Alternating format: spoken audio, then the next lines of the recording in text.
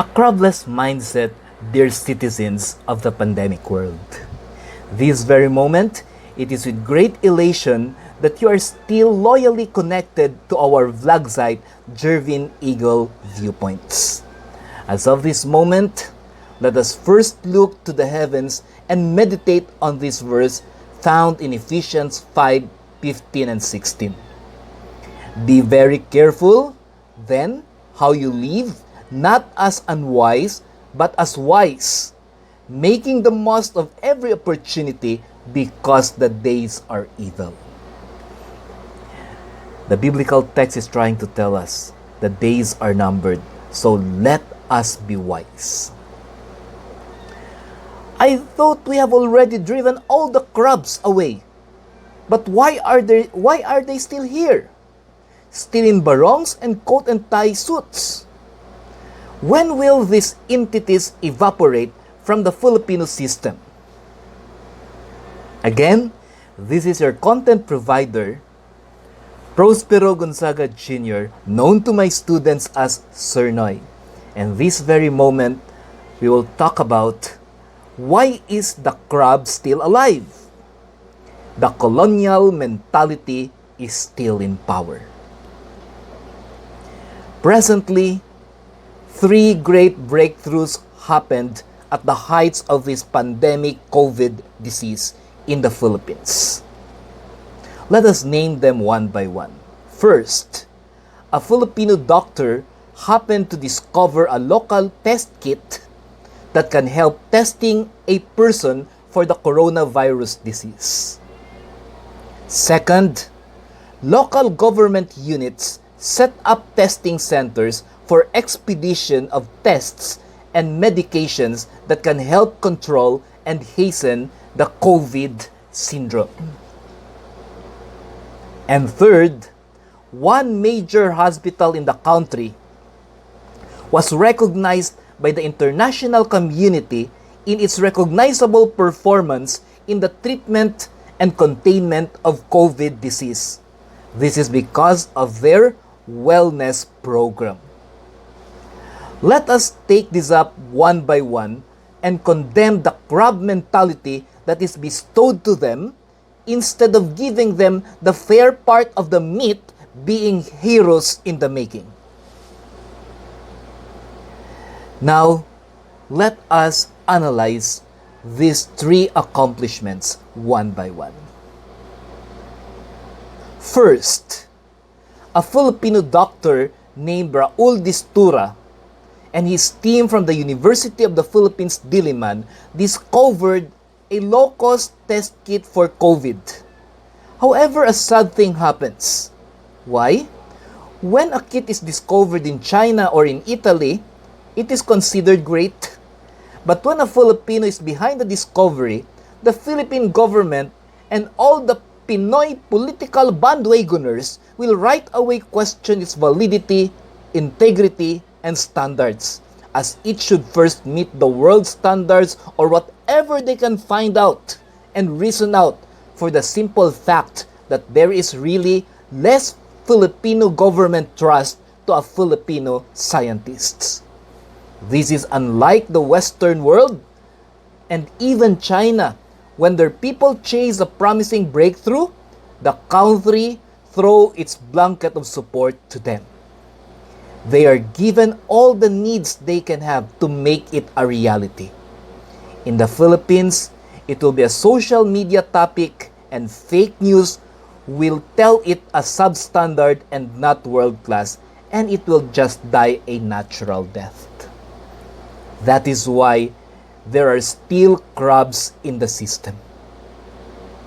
But I guess Dr. Distura has made his point.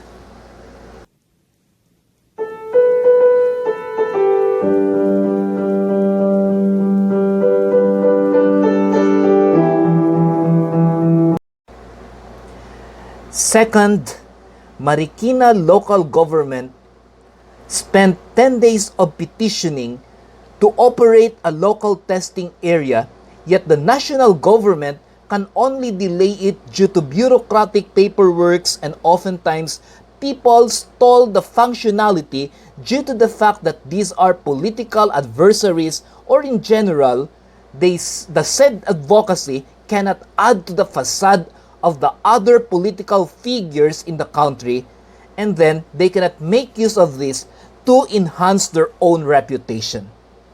Thus, a 2 weeks delay was observed. 2 weeks means an additional of 2,000 patients infected with COVID, and many thousands more of PUIs and PUMs because the testing of people who needs to be in quarantine was delayed. This is a very sad sight of crabs still infiltrating and controlling our system. Sometimes we just need to lay low on our personal desires when there is time of emergencies. It's not nice to see crabs during these awful times. Let us cook these crabs and have them eaten by other creatures to free our government and system of no-brainer delays.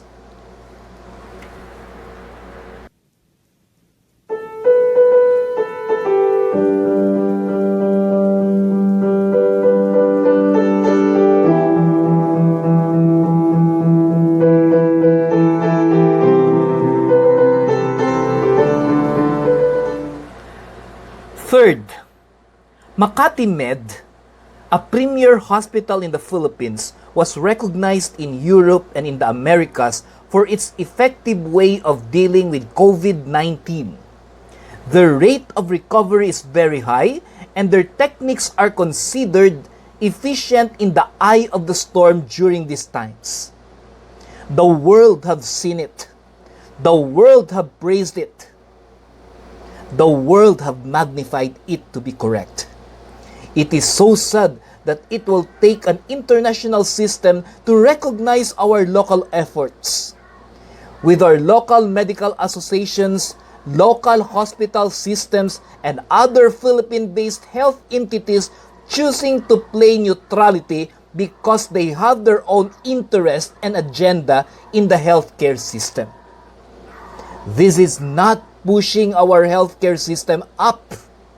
In fact, pulling everybody down at the same level so that no one will be able to go headsway. Well, this is where the crabs want to play their game. One more thing is, there are also giant crabs out there. Did you remember when a politician almost put to nothing the great efforts and standards of Makati Med? Isn't that another crab that we want to stir fry so that they will not become reversed examples of growth and development in the healthcare system? Maybe if that person who breached one of the world's most recognized frontier hospital in COVID care is not a politician, he was already bashed, questioned relentless by the Bureau of Investigation, and most likely jailed and hated forever. The funny thing is, that person is a politician. So everything was toned down to forget the issue that I hope the nation will never forget.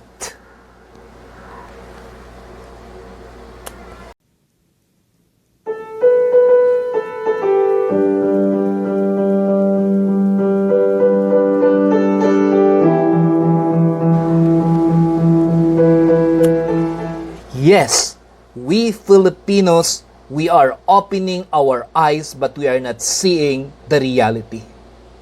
Why is it that if the test kits from China, even how provisional and still understudy, we believe it already to be our saviors, but the UP-based test kits, even if already proven, we still level it with distrusts?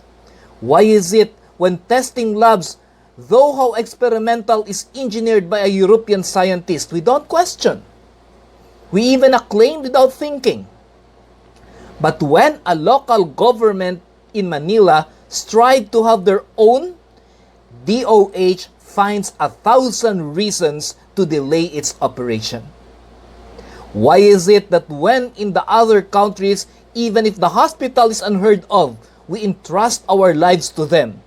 But for a hospital that the world is already saluting, the only people who are not saluting yet Makati Medical Center are the Filipinos themselves, who are the countrymen of this hospital. Why is the crabs still alive? Why are we not killing the crab? Or is it hard to kill the crab because deep inside, many of us still know that we have portions of the crab in us? Or we are still the crabs? Dear vloggers, the world progresses because their people are the first ones to cast their unblemished faith to their country, to their inner professionals in their nation. While the world is busy doing internal strengthening, we in the Philippines are busy fault-finding, paranoid skirmishing, and even character assassination.